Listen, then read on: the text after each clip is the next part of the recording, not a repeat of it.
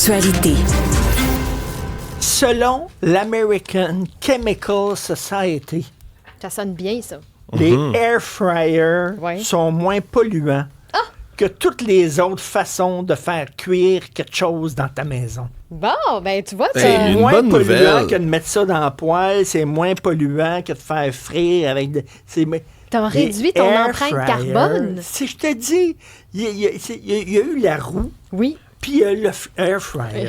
Oui, un après l'autre, dans cet ordre. Dans cet ordre-là.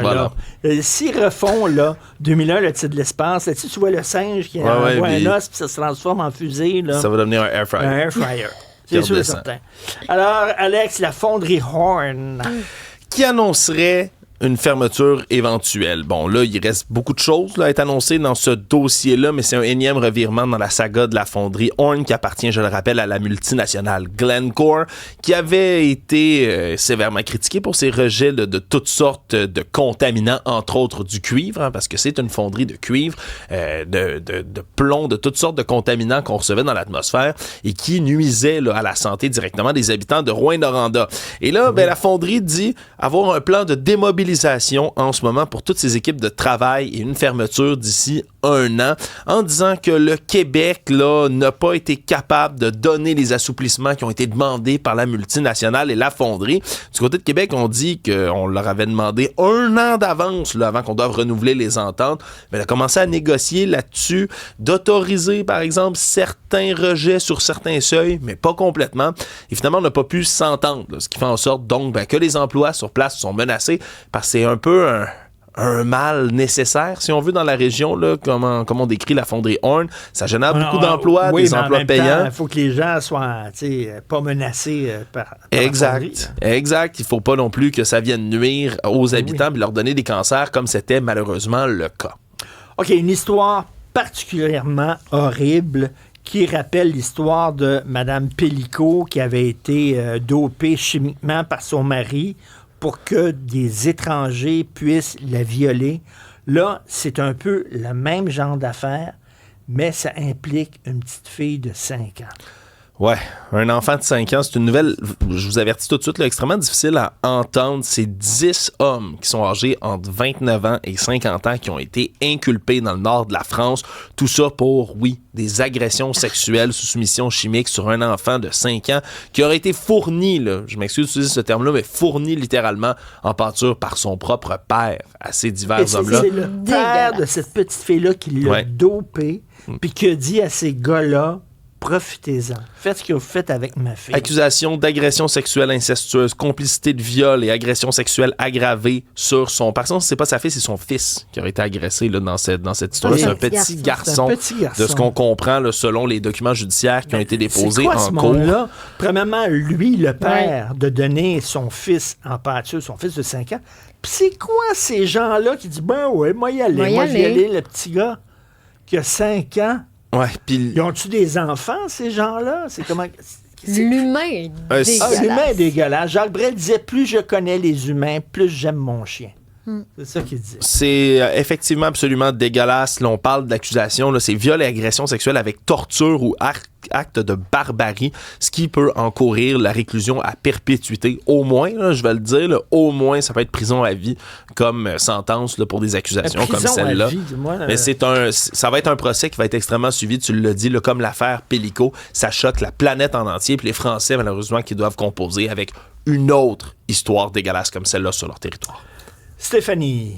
C'est une année à oublier pratiquement pour le cinéma québécois et c'est dommage parce qu'on était vraiment sur une belle lancée. En 2024, là, le cinéma québécois avait connu sa meilleure performance en 13 ans au box-office, mais là, les chiffres viennent de sortir. C'est l'agence Cinéac qui dévoile à chaque année le bilan annuel et pour 2025, ben, les films québécois ont engrangé 10,5 millions de dollars comparativement à 18 millions en 2024. 2024, il y a 3 films seulement qui ont franchi la barre du $1 million au box-office contre 7 en 2024. Donc, pour 2025, c'est Menteuse qui a été le film le plus populaire et c'est aussi le seul film à faire partie du top 20 des longs métrages les plus lucratifs de l'année, tout film confondu. Là. Donc, ça inclut aussi toutes les productions hollywoodiennes. Faut dire qu'en 2024, il y avait des films qu'on attendait depuis longtemps. Là. Je pense entre autres à 1995, qui était la suite là, de Ricardo Troggi.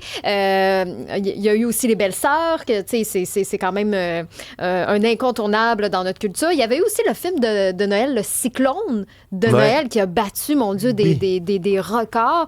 On apprécie quand même les films de Noël au Québec, donc ça avait paru en 2024. Donc c'est ça, cette année, ça a comme moins bien été, mais faut pas nécessairement non plus juste parler de l'offre des films qu'on avait, les films qui ont été à l'affiche, parce qu'en général, il y a eu une baisse de fréquentation là, en termes de guichets là, des cinémas tout court. Oui, c'est ça. Il y a une baisse de 5,2 %. Donc, il y a eu un recul en 2025. Puis, tu sais, je me dis, veux pas aussi, c'est vrai que les prix, tu sais, ça coûte cher là, quand même à aller au cinéma. Oui. Donc, ça peut refroidir bien des gens.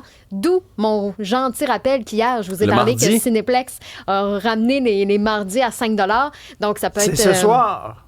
C'est ce soir, donc les mardis jusqu'à la fin février. Donc, ça peut être l'occasion d'aller voir Les Folichonneries. Oui. Qui le film qui est à l'affiche. J'ai des amis qui l'ont vu en fin de semaine et ils disent que c'était cœur. C'est super super alors, bon. Est-ce qu'ils vont essayer ça, le Coupe Open? C'est pas là-dessus que la discussion avec eux portait. On parlait de cinéma. On parlait de cinéma. Tu dis, ça vous a pas donné des idées, ça? Tu l'as pas? Non, je me suis pas aventuré là. C'est parce que c'est un jeune couple, c'est ça? OK, rapido. Hugo dit, il faut que tu sortes. Oui. Rapido, en Floride, il y a un couple. Ah, ça, cette histoire. La femme est blanche. Son mari, il est blanc. Ils essaient d'avoir des enfants, ils peuvent pas. Ils vont dans une clinique de fertilité. Fait que là, ils leur font pogner les embryons, puis ils mettent ça dans le ventre de la femme, puis tout ça. 9 mois plus tard, il y a une petite fille qui sort. Elle est noire. Là, eux autres sont pas racistes, c'est pas ça l'affaire. Mais lui, il pensait que c'était ses embryons à lui, là. Puis c'est comme ça, une ville à elle, là, puis qu'il était génétiquement un enfant, là. Puis là, la petite fille est noire. Fait que là, ça a l'air que c'est la clinique de fertilité qui s'est... Oups! On s'est fourré d'embryons. Quand ils ont ouvert la porte du frigidaire pour aller chercher les embryons, tu te souviens que Céline avait fait congeler le sperme de René? Il était quelque part dans le frigo. Alors là, ils ont ouvert le frigidaire, puis ils se sont fourrés dans les embryons, puis ils ont mis l'embryon d'un couple noir dans son ventre à elle. Fait qu'elle a dit, on l'aime, notre fille. Elle est super cute. Elle est belle. Mais là, ils veulent retrouver les parents biologiques. Je comprends donc. Mais imagine, pendant 9 mois, tu portes un bébé qui n'est pas le tien, finalement. C'est-tu parce qu'elle l'a trompé à un moment Non, donné? mais non. Avec un homme. Mais on se comprend-tu que la discussion n'a pas dû être facile à vivre? Enceinte du couple, elle veut pas le dire à son mari. Mais la discussion de la salle d'accouchement. Moi, j'essaie de penser à la scène dans la salle d'accouchement. C'est ça dans cette histoire-là qui me fait capoter. Imagine que ça sort, puis le bébé sort, puis là, le médecin regarde les deux parents. Puis là, le père regarde. Le beau moment de ta exact. vie. Le père regarde sa fille, regarde le médecin, regarde sa fille. Le médecin regarde sa blonde, regarde le médecin.